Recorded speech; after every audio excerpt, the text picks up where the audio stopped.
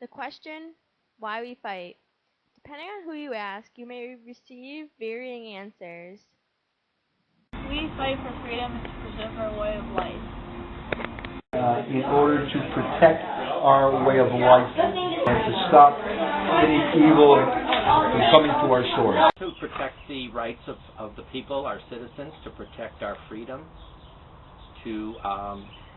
we go to war to help out other countries too, which also helps us in the long run so that we are be held as a powerful nation. Governments definitely go to war for economic reasons because in resources, even though they're not going to say that to the public, but that's truly the reason why they do it most of the time. We feel as though we're a powerful country and a powerful country in this world, and we have to go and fight and take over these countries, and we think we're doing it for resources and monetary reasons, but we're really not. We're just losing soldiers, we're losing young kids getting killed over there for what? We're not gaining anything out of it. I think one of the biggest reasons we're a democratic society. We're like the most powerful nation in the world, and a lot of countries look up to us. Not all the time do we have to fight, but when everything comes to an end and there's no other thing on the agenda to prevent it, you have to do what you have to do. And because of our military might, that's why we do what we do, to preserve our way of life and hopefully help other people preserve their way of life and develop more democratic countries. There may not be a right reason or just one reason, but the United States is a greedy country. Money, power, and resources drive us. During World War I, J.P. Morgan and Company were loaning money to Britain and France, who at the time were fighting with Germany. If Britain were to lose, J.P. Morgan would lose tons of money. So in order to protect these interests, the U.S. joined the war, which was justified by the sinking of the U.S. ship the Lithuanian, which was a ship owned by J.P. Morgan. It was said that the Lithuanian was a passenger ship, though it was carrying 6 million rounds of ammunition that were being sold to France and England to aid them in the war against Germany. J.P. Morgan's business in this war was a major pushing factor for the U.S. joining the war. I believe that companies definitely have some influence over America's decisions to enter war. Take a look at some of the wars that we were in the past, like the Vietnam War and that, where a lot of people made a lot of money. A lot of countries made a lot of money by states rather, not countries. A lot of states made money with the different war weapons, and I think that these big businesses sometimes run the government, and they have influenced our legislators.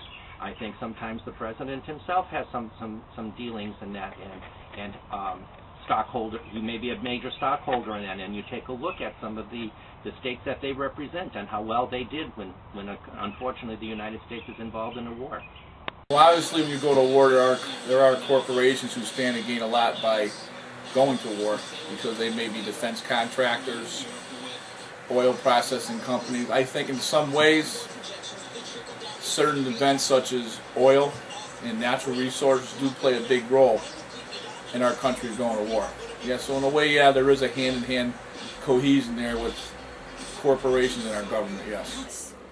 Yes, with the lobbyists and everything else pushing for so many different items at money talks, and I'm sure a lot of it has been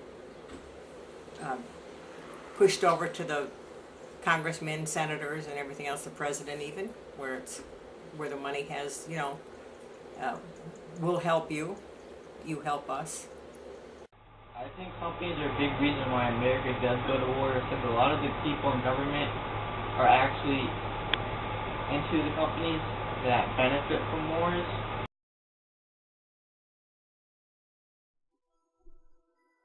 By the end of World War I, the U.S. faced a number of economic problems caused by the Great Depression. Germany was also trying to recover from the Depression. This depression was mostly caused by Germany having to accept the War Guilt Clause, which blamed them for the war. Germany had massive reparations it had to pay for because of this. The Germans had little hope because of this depression. They had elected a leader known as Hitler to save them from this devastation. Unfortunately, they didn't realize Hitler's dictator-like qualities. Around the world, Japan had also been threatening to conquer China. The U.S. was trying to stay neutral during all of these conflicts. It did, in fact, join World War II after Japan had attacked Pearl Harbor. This showed that the U.S. didn't want to get involved unless their own lives became at risk, or if it would bring them any benefits in the war.